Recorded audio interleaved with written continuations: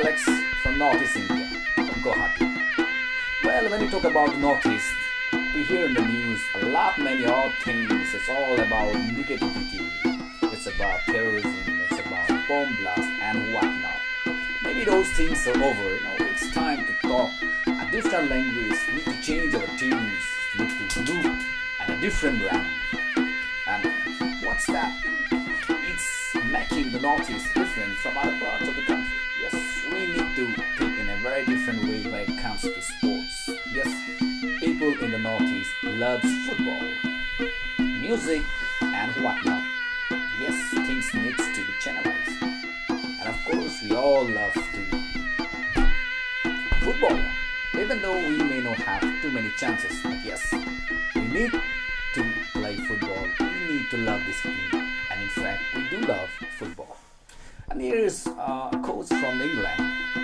Some time back, he was in Diphu, and he was talking about Indian football and the standard of Indian football, how things has changed or how things need to change in the days to come, about infrastructure, about coachings, about player skills. And yes, we need to think about all those things, those who love passionately the game of football. Hey, you love football?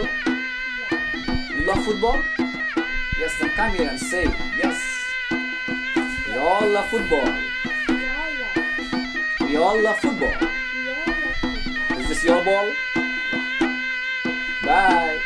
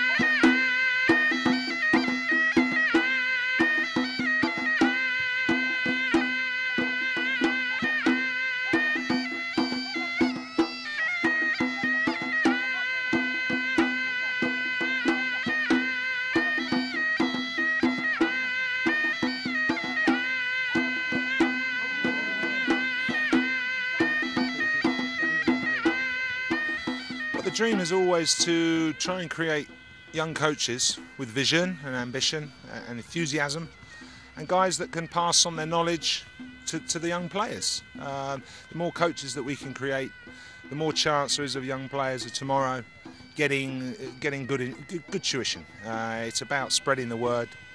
The more knowledge that's out there, the better it's got to be. How do you find their interest in this game? These guys? Well, it's their first day working, so I think to them it's a bit unusual. They're not really sure quite what's going on, I think, today. I probably haven't done anything like this before, I suspect. But that's normal. That's normal. The first day of a course like this, guys are still getting to know each other, getting to know me, getting to know my methods, and it's kind of tough. But by the end of it, they're usually different guys. They've usually come out of it with a lot of information, and they change as a result. How hard would be the training for them? Well, it depends on their fitness levels. I don't know how fit they are. All I know is that coaching courses in Europe are notoriously difficult to do because the fitness element is very high. You know, when I did my A licence in England, it was 6 weeks, 8 hours a day for 6 weeks. So I know what it takes to actually get to the top as a coach. And these guys want to be coaches. They're going to have to learn that, you know, you have to be more dedicated than the players, in fact. It's known as your course pack. Okay? And inside this pack is all the information you need for the course. You should have a pen, and you should always have your pack with you. Okay?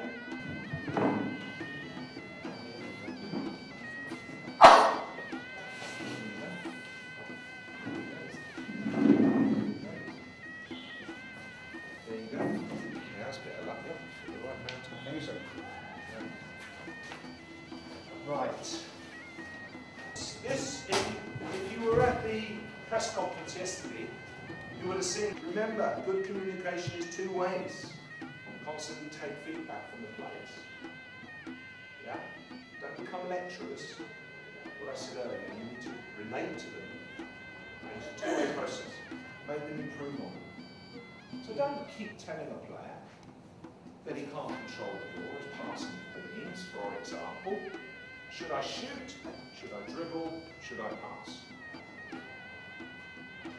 Don't just say, you should have shot, you should have passed. Because what next time it happens? Indian football scenario, is it developing?